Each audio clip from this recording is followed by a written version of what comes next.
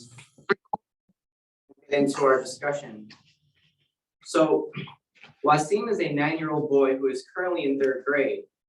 He was referred to the school psychologist by his teacher due to concerns about his academic performance and behavior in the classroom.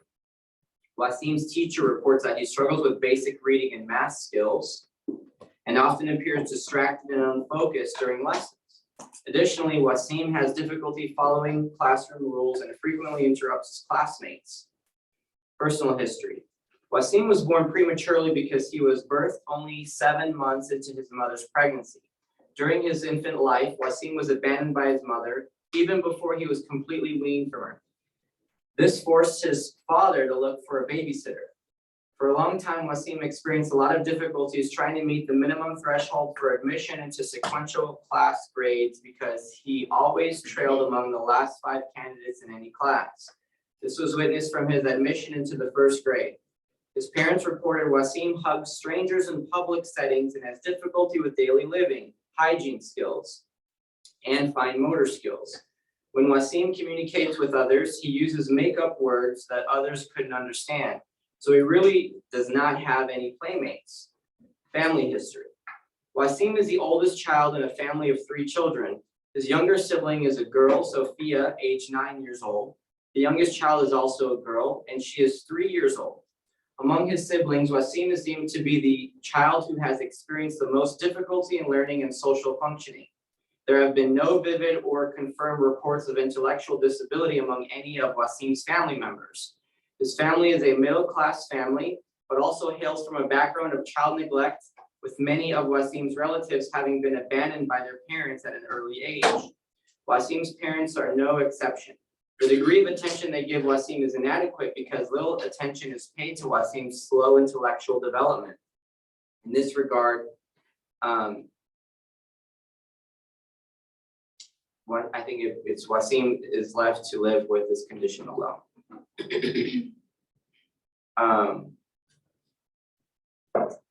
What is your clinical impression of Wasim, and what would your first steps be in assisting? Okay, so first you want to try to find out what's going on with him, right? What's going on with him academically, what's going on with him developmentally, right? So most likely you want to do some testing. If you want to, check for some kind of learning disability, you can use an intelligence test, West or Stanford or something. You can use that in conjunction with school achievement tests. Wide range achievement tests is one of them. There's a lot of them. But specifically for intellectual disability, you want to do the IQ test, and you want to do a test of adaptive behavior, like levels of adaptive behavior, like the Vineland, or they call it AAFR. They probably changed that. So, but it's an assessment test by the American Association of Intellectual and Developmental Disabilities. So, because to be diagnosed with an intellectual disability, the person has to have, in Texas, an IQ of 70 or below, and they also have to have significant deficits in their level of adaptive behavior. So the first thing you want to do is figure out is that a learning disability or behavior.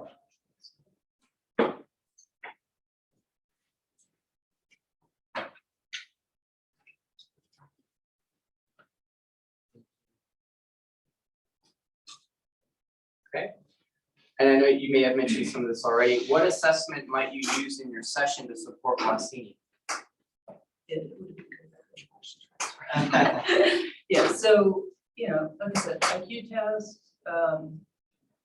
various academic tests to figure out what's going on, with it. But because sometimes you can pick up on a learning disability, like if they do really well in math per se, and then they do like really lousy in language, I think there's big discrepancies. Sometimes that's the key, there's a learning disability, not necessarily intellectual. I'll leave that. You'd want to do a clinical interview also to see what's going on, right? The case study has, it alludes to some history of some things that would be traumatic, right? So sometimes trauma causes kids to do poorly academically. Sometimes neglect, leads to kids doing poorly academically. So you'd want to do that kind of thing. You'd want to screen for things like depression, ADHD, and whatnot. Thank you. What treatment approach would you implement with Wesley?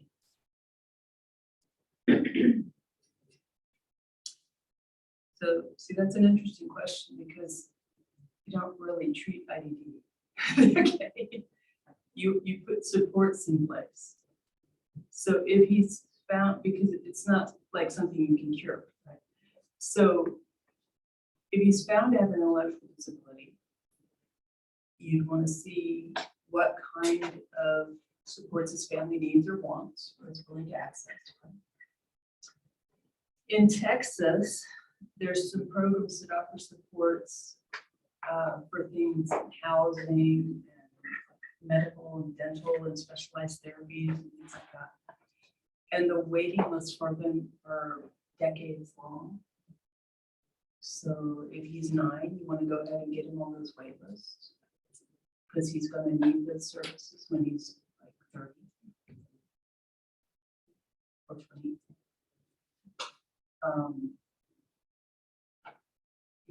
So you'd educate the family about what's out there, what kind of things might be useful for him.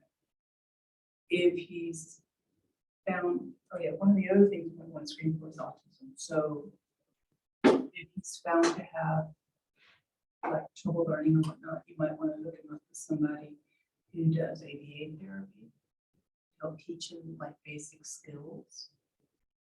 So it's not gonna, help with a bad mood or something, but it will help with learning things like social skills. Sometimes it helps with learning life skills like getting dressed, feeding yourself.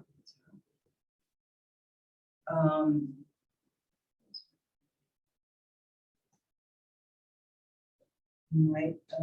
If the family's vested, you might want to offer them like supports and family psychoeducation, counseling. Thank you. How would you include other professionals to provide treatment or supports in an integrative approach?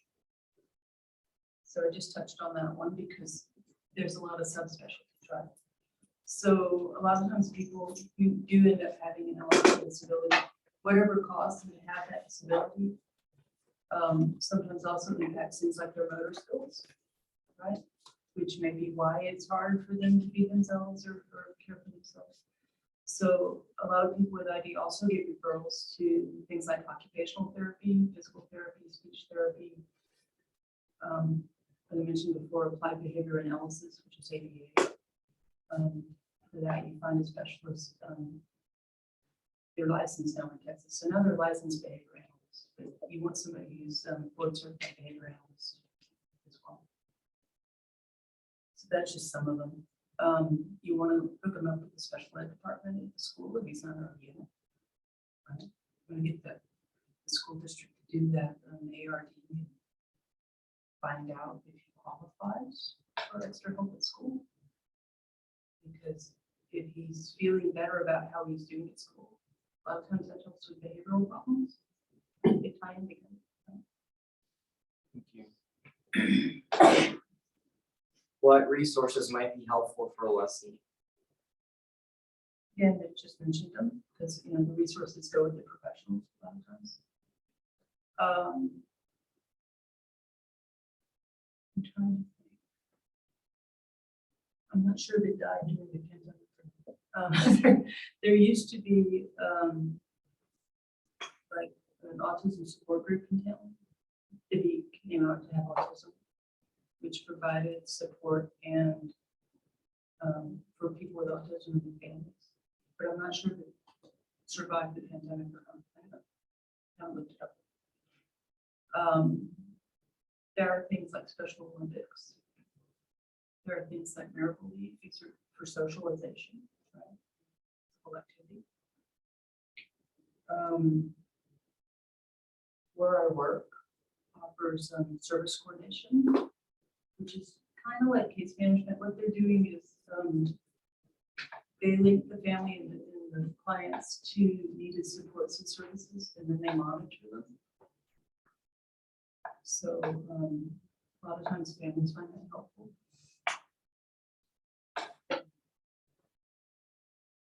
If he actually gets on a waiver program, and if he needed it, I don't think he needs it from your case study, but there are things like personal attendance services. So somebody actually goes in and helps in his activities of daily living, and able to do for himself. Thank you.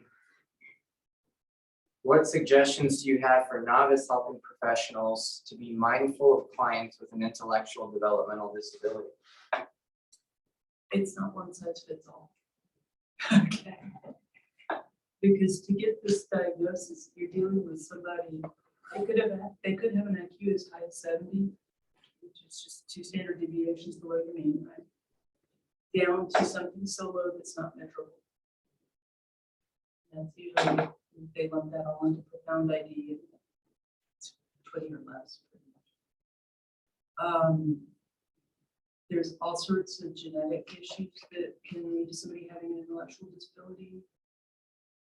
There's accidents at birth, which could lead to an intellectual disability, which is probably the kind you would have. You could be working with somebody who's like doing average, normal, even above average up until the age of 17 and a half. They have a brain injury, boom, they fall under an intellectual disability. So you can't just lump them all together in one pot, even though the service system does. But like when you're working with it as an individual, it doesn't work out that way. Some of what you need to be mindful of, we're going to talk about in the slideshow, so I don't want to belabor the point. But just know that it's a huge variety of people that can get tagged with that label. And they're all going to be different. On this point, I just wanted to ask an additional question. And I don't mean to put you on the spot, but so can counselors diagnose an intellectual developmental disability, or is that only something that psychologists and psychiatrists can do? Legally, if the counselor has taken the right courses to proper and is knowledgeable and qualified to administer an IQ test and a test of adaptive behavior function, like the Vineland or the other ones I mentioned, then yeah, you can. Will the state take that diagnosis? Because what they do is the official determination of intellectual disability, or called DID, goes through your local intellectual and developmental disability authority. So their person has to either bless existing testing. So like somebody brings mobile testing reports from the school, and their person reads through it and says, okay, I agree with this, and they endorse it.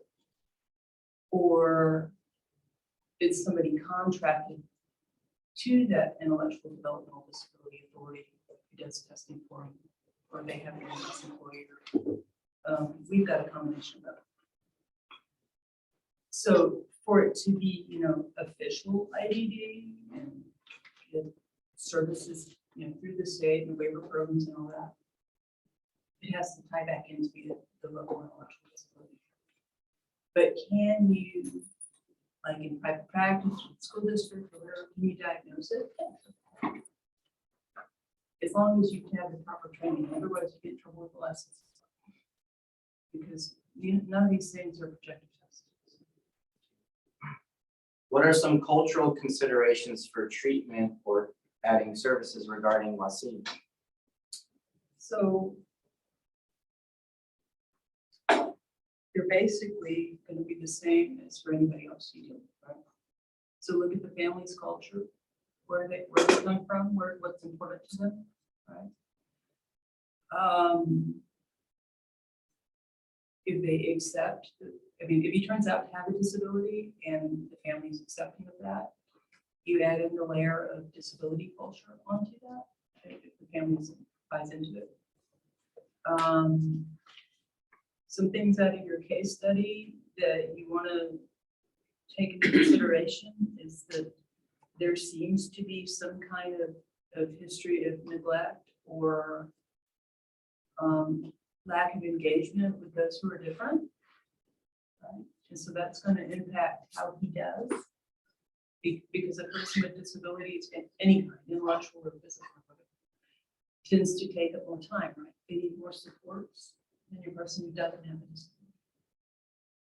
And so if the family is not invested in providing that support, you have to take that into account. You may have to draw in more outside resources, rather than not depend on the family so much. That's not something you're able to do.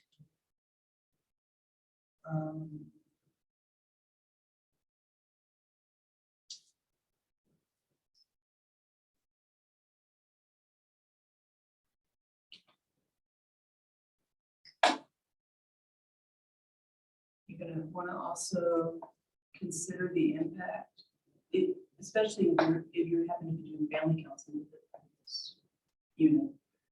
Like, what's the impact on the siblings? Right? So it's going to affect how they interact with the world.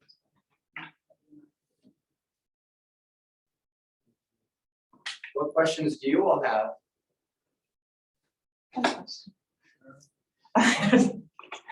I always have questions. So what is your suggestion or experience when it comes to, let's say you have a child who more than likely has either an intellectual disability, a learning disability, autism, whatever under the spectrum. But for several reasons, the family maybe has like stigma against these things or cultural differences that would make presenting this information about their child kind of like hard.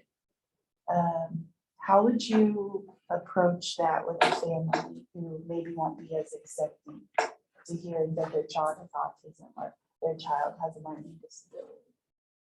Well, just explain to them that, especially with learning disabilities and autism, because you can have autism without having intellectual disability. When you put extra supports and services in place early, a lot of times the child can thrive. If the family's not into the label, the family's not into the label. Sometimes it's important, if you've got to label something, to get the service. And this goes for mental health too. Mental illness. Sometimes you have to tell somebody, it's like, the label opens the door to the support you need. But, which is unfortunate, but that's the way the world is.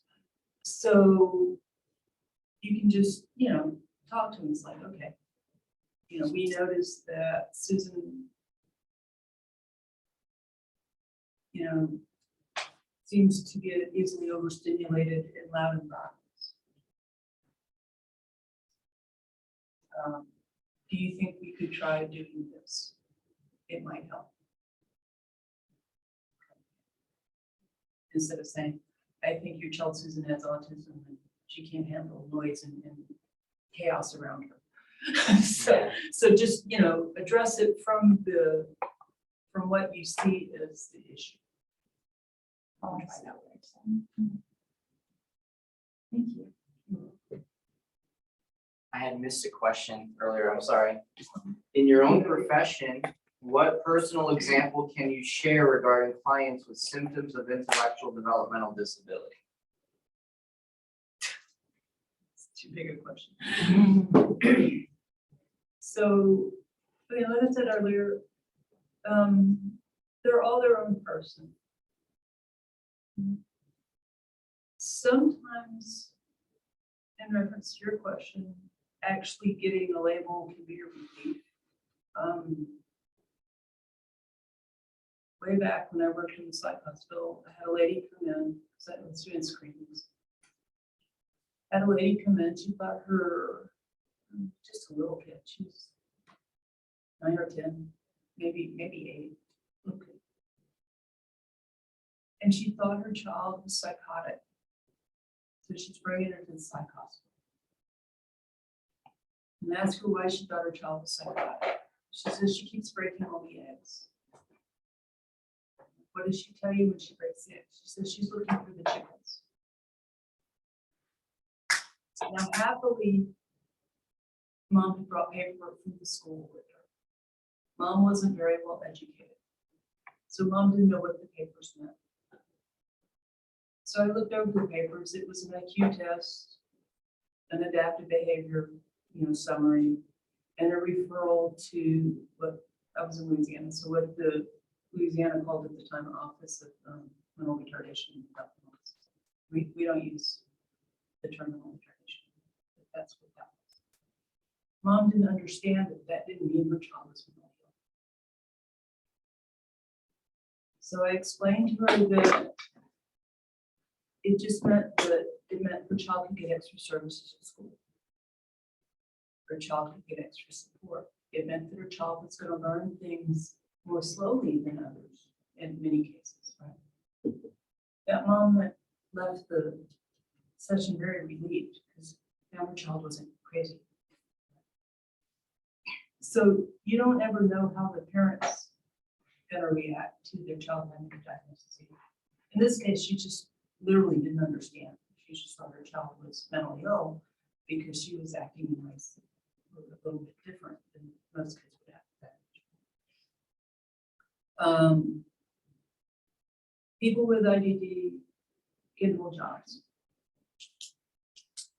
and do well at it. They hold a lot of the jobs around here that nobody else really wants.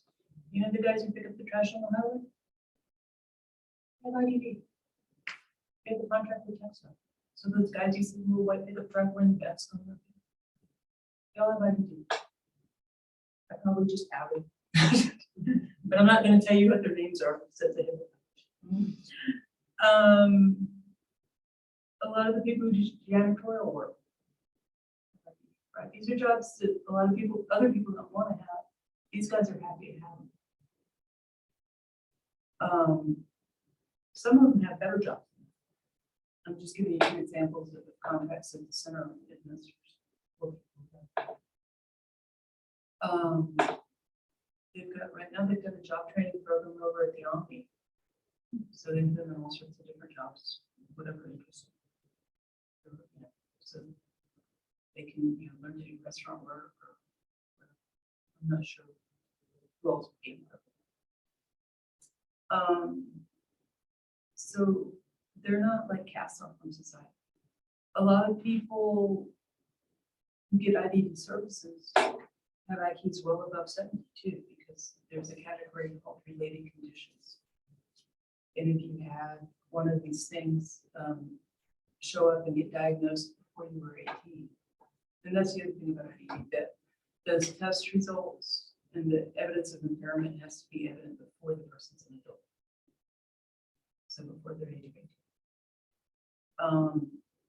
With related conditions, some of them go up to, let's say, age 22. I don't do DIDs anymore, it's been a long time. I used to do them, so yes, it is legal. That was part of my job at the States Department. But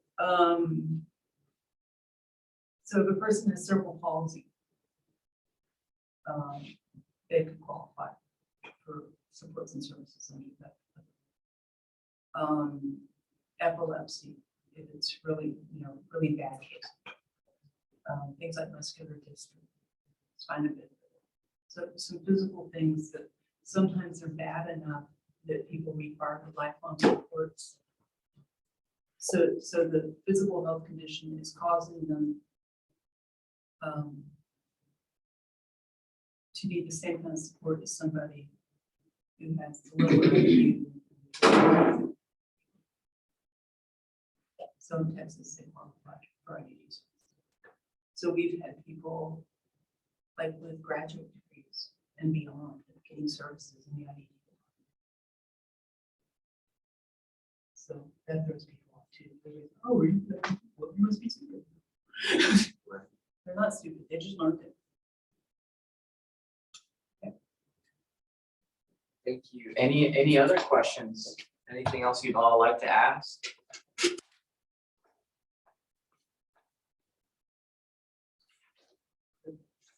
How many of you have an interest maybe in working in an IDD department? Maybe. Yeah. It's more of a challenge, actually. You have to get creative with your intervention. Yeah. Something I'm curious at MHID, or maybe other programs you might know of, can an individual with mental health symptoms and IDD get services in both programs? Right now, according to the state, no. Oh, okay, okay.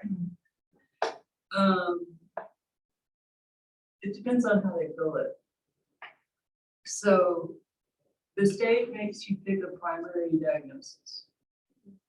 So if your primary diagnosis is IDD, then that negates your ability to access the mental health services through the local LMHA. It's changing because they're all getting certified, you know, like certified community behavioral health centers and stuff like that. So we're hoping that the state changes. Coastal Plains used to let them go see the psychiatrist at Coastal Plains, but that they just billed it separately as a card service. Okay. So they didn't bill it through the LMHA. They didn't have a case manager with the LMHA. So that's what I said. Creatively, you could. Okay. Mostly they outsource. So most of our guys in IDD services who also get psychiatric services see private providers. But our internal provider service used to have a clinic with one of the mental health doctors. And again, they just build it out separate. They build it to a different unit. They didn't call it through the LMHA. So that's how you could do it. If somebody's in crisis with IDD, we are allowed to run them through, let them get seen by our crisis department, the Walking Crisis Fund. No go crisis stage, but for ongoing services. Yeah. The state kind of runs. Yeah. Because if your primary diagnosis is mental illness, then you don't qualify for IDD services. It used to all be one department and they split it out. Yeah. And so they did that. So, yeah. They talk to each other, but mostly it's on the crisis level. What other questions? When you mentioned the whole like average before 18 for receive services, is that like they have to have had the diagnosis before 18 or just evidence of some kind of impact in their life before 18, like report cards or? Yeah, so the diagnosis before 18 makes your getting services much easier. If you've got like paperwork, you need paperwork. Okay, so you can have the testing and everything after 18, right? But you're going to have to come with a lot of documentation showing impairment prior to. So school records, because a lot of times the school will do testing and say, okay, you've got IDD, but the family never goes to the local authority. The local authority might not be doing anything the school not already doing for them, so that's why we're off. So if you come with a bunch of documentation and records, then you take all that into consideration, you know, and attestations from relatives. But sometimes, right, I'm sorry, too late. You just have to get services through other means. I mean, it could be anything can happen to you between birth and 18, and it causes you to have that drop in function. Then you can cap it as IDD. So it said you could be, yes, 3 days from your 18th birthday, have a car wreck and a brain injury. You qualify for IDD services if it impacts your functioning and your cognition to the extent that it will. You heard a preliminary diagnosis beforehand, that was like, for example, OCD or MDD. And then the traumatic brain injury happened, where you would qualify for IDD, would the services then just continue? So like, would they stop treating the depression and the OCD? Yeah. One hopes not. I mean, so I said you can pick. I mean, so say you have an intellectual disability, but you were getting mental health services and you like the services on the mental health side better, you can keep going to the mental health department. And they keep referring you over to IDD if they think you need, but they can't kick you out if you have an intellectual. Yes, if you're in the state system as having the intellectual disability, then they can screen that out to begin with. But people have co-occurring diagnosis all the time, so you can, again, or you can get private. Private treatment. Most people with IDD, if they have somebody who's helping with the paperwork, are going to have Medicaid, which is useful in terms of picking services. Not so useful in that a lot of people don't take the kind of Medicaid they thought lately in town. A lot of people drop the roll, but at least it's out there. You know, most of them aren't having to get services through agent, like the clinic, because their intellectual disability qualifies. But they have to have somebody else.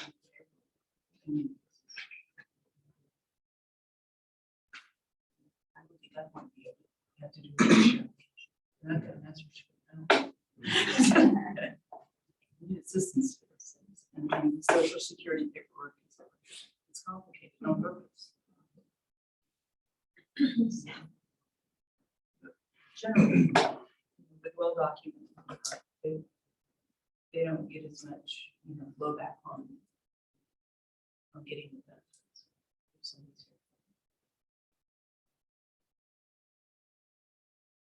What other questions?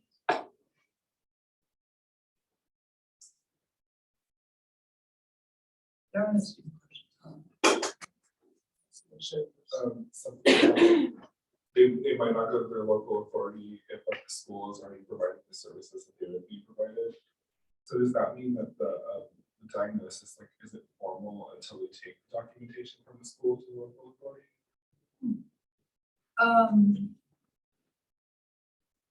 All right, we say formal. All right, in terms of getting help through the state. Okay.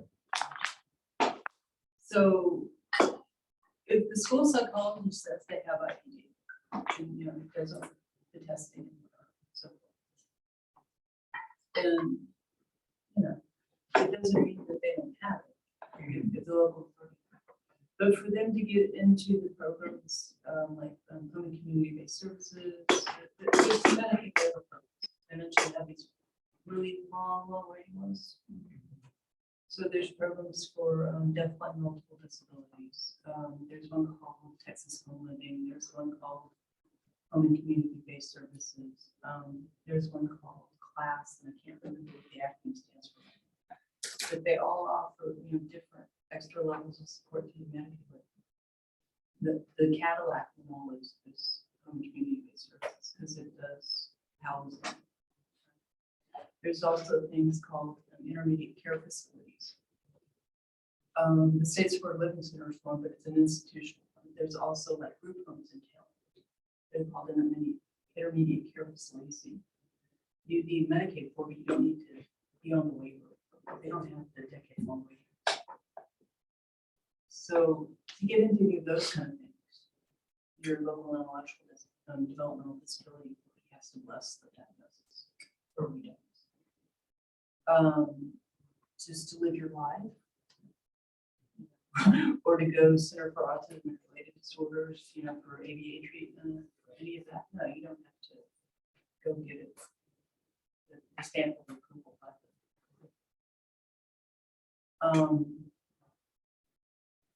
For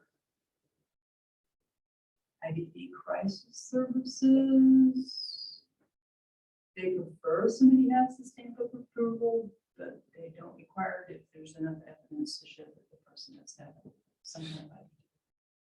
Because it's a crisis. Is there any like advocacy work that you know of here in Corpus or I guess in Texas in general that could help bring more awareness and understanding to intellectual disabilities? We don't have a chapter here in Corpus, but there's the ARC. And they still call themselves the ARC, but I'm sure they've got a new acronym. It used to be the Association of Art Citizens, but I'm sure they've changed the ARC and something else. So that's an advocacy. For the local authorities, like I work for, we do a lot of advocacy. Try to do, like I'm here, okay. We're talking to you about it today. This is because I've seen so many adults who like can't read, can't write, they were just pushed through school and no one, like they were at a point maybe above a 70 where they could hide it, you Yeah. know, and no one bothered to help. So yeah, so you're dealing with the people who fall into that nice gray area called borderline intellectual. So there are literacy programs in town, there are adult literacy programs. Okay, I didn't know. Delmar does one, ESC's got one, The public and they library. used to have them at the library. Okay. So there are things out there. You just have to kind of dig around. Yeah. Specific to IDD, and special Olympics, so some, you know, outreach and education stuff. Miracle League is actually a softball league for people with disabilities. And there used to be a basketball one, I don't know what they call it, they used to put on the baseball bat league. I just don't remember who was on it. School districts do some, you know, advocacy.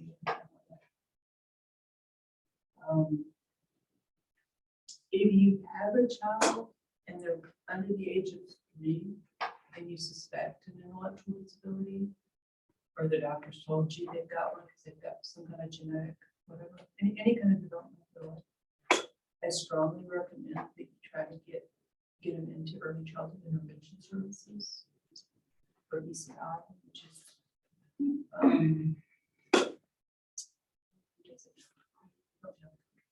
it's Community Action Agency of South Texas.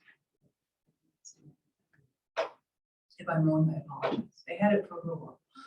I think they still have it. So, because the earlier the intervention, the easier it is to make up deficits. And you don't have to necessarily have a formal IDD to get into that program. You just have to have developmental, undocumented developmental plays.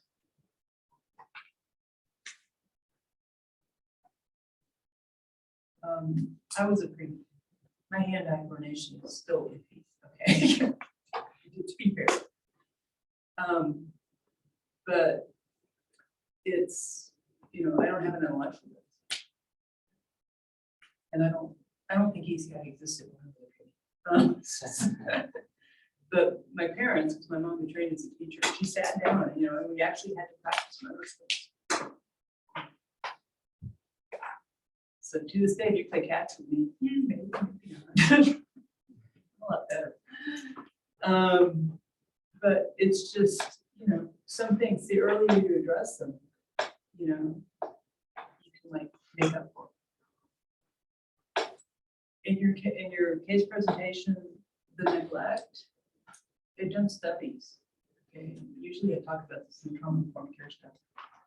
They've done studies where infants didn't receive a lot of nurturing and touch and human connection, and so they all tested out with ID level scores. And your other group, you know, was given a lot of nurturing, attention, physical contact, and they scored that. So some things you can mediate and you can early.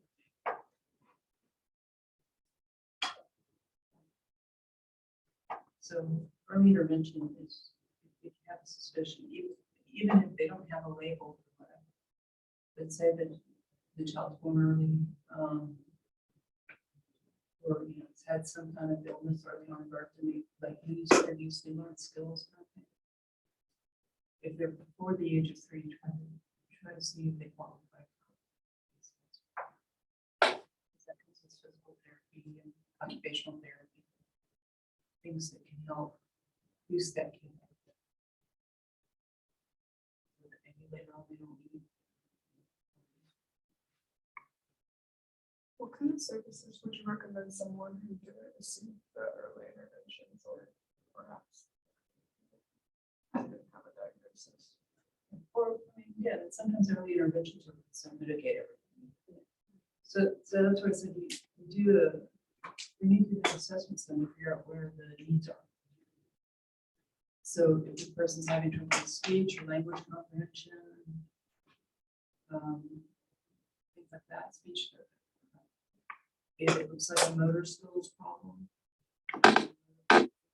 occupational therapy.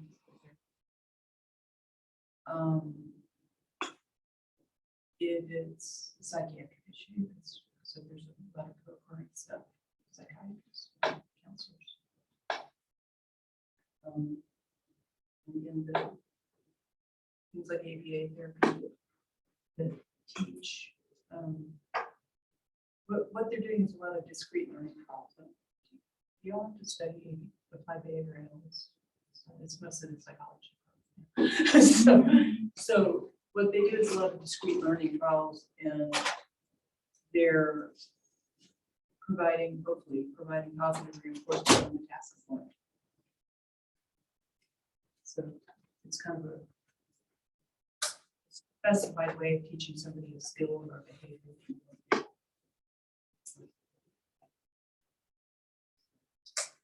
My master's is in psychology, it's just in licensing counseling. It's just like, you have to take that in your course. Last semester, we had a training on disruptive behavior disorders, and Dr. Kramer presented. And He does ABA. he talked about ABA, and you can watch it on our website, the TexCHIP website. Because he does a lot of ABA in his practice. He's kind of a hybrid guy, so he'll do regular price counseling, and he does a lot of behavior support programs and ABA. And he actually contracts with us to do DID. So Testing, yeah. when we get back to it, So DID is determination of intellectual disability. So yeah. He does a lot of counseling. Bill Butler, if he's still doing it, does a lot of counseling with people with IDD and autism. Gail Belfield used to, she retired. I'm not sure. She's of my generation. But she was over at Gray Matters Group, so she did a lot of counseling for people with that. We actually have a list of the Yeah. because we got on the phone and called people who took Medicaid, and then we asked them, have you had training, or do you do whatever? So there's a lot. So if a family doesn't know where to go, would the first recommendation for any of us to tell them is to maybe to go to MHID and It's an easy way to do it because the intake department will give you resources. And they'll explain all these waiver programs that I have looked at. And hopefully, in many cases, they'll put you on the list for the waiver program as well. So that in 10 to 15 years down the road, yeah. you can get the service. They offer services for people who aren't on the waiver program as well. We call them general revenue. There is a wait list for that also. Staffing things. But they'll provide service coordination at the base level if you're not the waiver program. Provide service coordination, which is again that cousin to case management. And if there's capacity to provide respite services, They also have a vocational training program. Mostly that's going to be the adults and elderly. So they have a couple of those. They have an apprenticeship program, which is new. So those are the guys that are going to be on. And I know they're trying to add employers to it. They actually go have a training apprenticeship where the center via the state pays their salary while they're learning the job. And you'll see apprenticeship programs like for people without IDD as well around that. That's the workforce. Yeah, it's kind of the Rehabilitation office. it's more like the boat we have. Yeah. But they're part of Texas Workforce. And then we have the Advanced Employment Services, and they're doing vocational training. Mostly right now, I think, most of the contracts I think are janitorial in nature, but they're also the guys who administer the contract, the guys picking up. And something called Guiding Point, which is out of the base. They do all their janitorial work there. But I know they also place people in other, venues, like restaurants and grocery stores. Was that wait list so high just because of the lack of providers or For the waiver, for the waivers? because the state doesn't release the money. They call it an interest list, but the powers that be will shoot me if they hear me call it wait list. And yes, I'm being recorded. My brain is wait list. They call it the interest list. So the state releases X number of slots per year. And, very small number of slots. And they do it by county. And so the number of people wanting the service is huge, and the number of slots they release is small. So that's why the interest is small. They do have emergency ways, like if it's deemed to be a dire emergency, they have a certain number of emergencies. The state gets the money from the feds. So it kind of goes all the way to the top. So they get X amount of money from the federal government to do this program. Then they have to distribute it across their 254 counties. So that's why.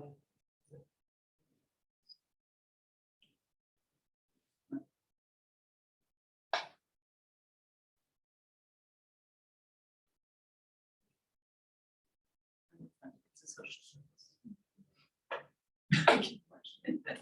In the South, it's a social service. But that's fine. But there are ways to circumvent it if it's not. And there's ways to get supports without being in the waiver program, which is, it's more difficult and more costly.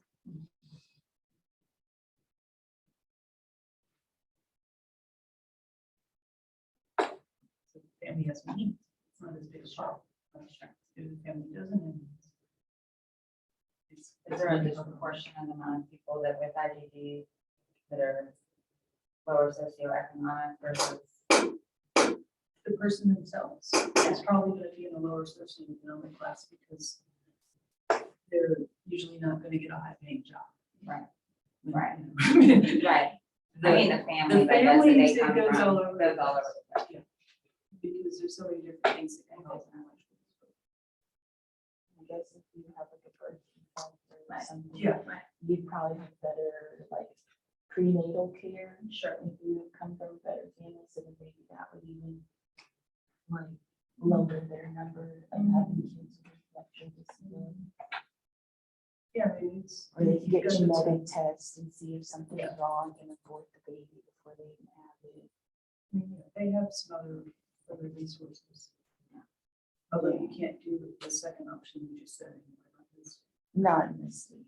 Okay, so, but, they have, just like any kid from a better off, economically, socioeconomic status family, gonna have some advantages to, advantage to them. Right? So their family might be able to go private pay for the therapies and the ABA therapies and all that. They may be able to pay to have their kid put in special ed program. It specifically looks at whatever that kid's condition is. Whereas the family with less financial means isn't going to have that benefit.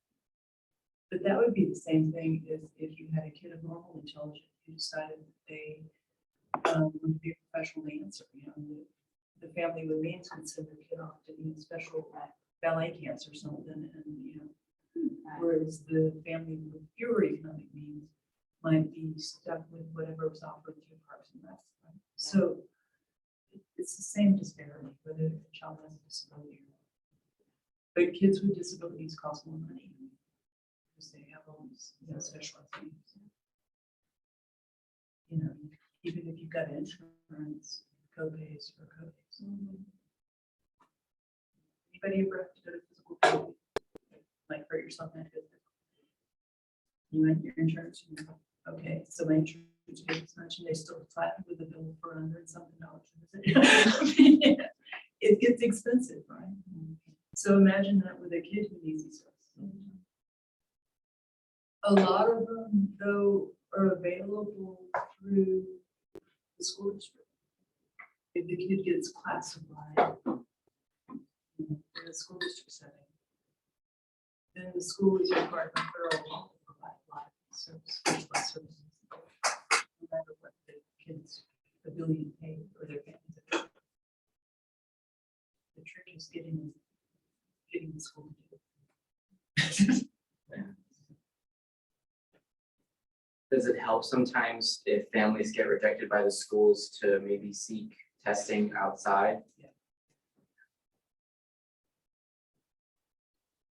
If the school classifies a kid that's, and I'm not just in the school district, I've never worked for them, but they have a hard job. Okay. And like them, you know, like the local intellectual development authority, they have X amount of dollars to play with. You know, it's kids. So, but I've seen it sometimes where, like, we're serving a kid and we've got them classified as having an IDD. And therefore probably eligible for special ed. The school had them in section 504 services. And 504 is more for like ADHD. It's like 504 is / emotionally disturbed. So if the kids, and the child did have combat problems. Okay, so I can see why they got it 504. But once they get that special ed classification, there's more services available to them through, you know, federal and state law. So 504 does great things, but it doesn't necessarily come with speech therapists and physical therapists. Yeah. Yeah, sometimes you have to help parents advocate. Yeah. If it looks like their child's going to qualify for a particular service, and it's just not.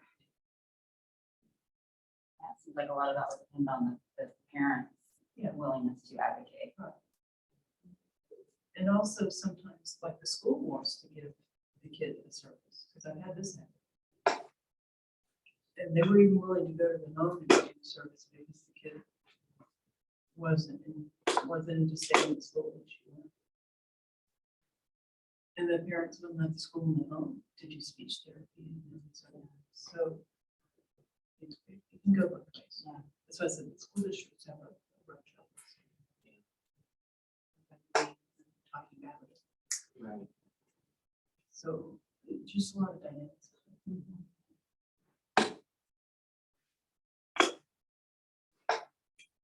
And I mean, I don't claim to be an expert on IDD services. If you ask me like all the criteria, each individual service, each waiver program gets done, I can't answer that. I'll give you general. Because I haven't worked as a service coordinator.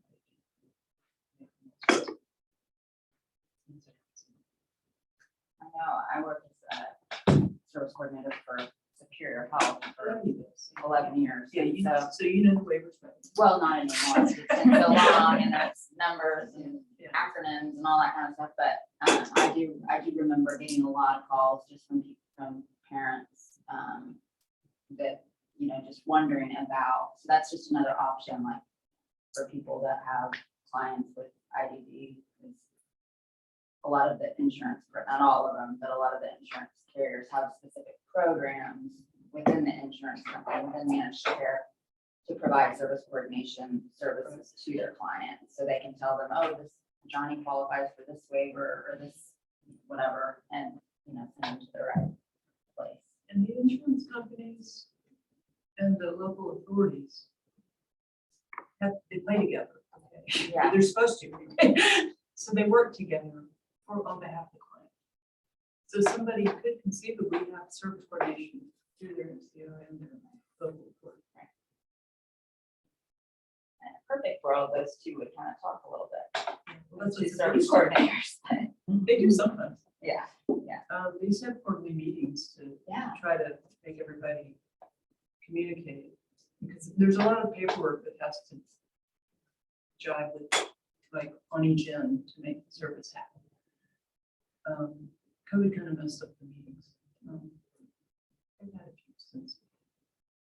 So if you go into, like, if you end up like service coordination, well, just know there's a bunch of paperwork and a bunch of deadlines that have to be met. And if you miss a deadline, then somebody gets deprived of service. So there's, I think honestly, there's probably more paperwork on the IDD side. yeah, for sure. You know, don't let it dissuade you if you're looking for something to do, you know, as you're working on licensure. It's just hard to get hours. It's hard to get clinical hours.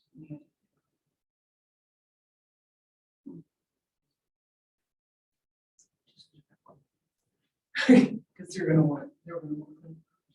It's harder to get them.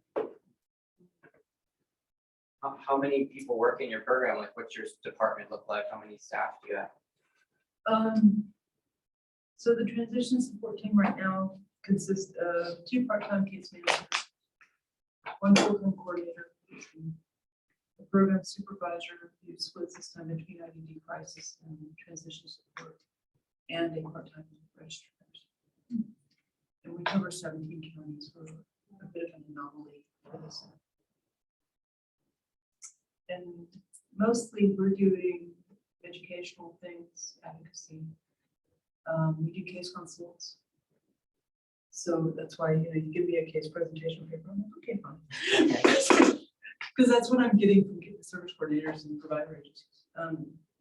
They, you know, they give me like a thing and say, this is what's going on, how do we fix it? And we put our collective heads together and come up with a list of recommendations. And we provide technical assistance, which is trying to get people up with resources. Any final questions? Okay, well, I think we can go ahead and take a 15-minute break. That's okay, or what do y'all think, 10 minutes? Yeah, we can come back at 10:30. 10:30? Yeah, let's come back at 10:30 and then we'll resume. No, we're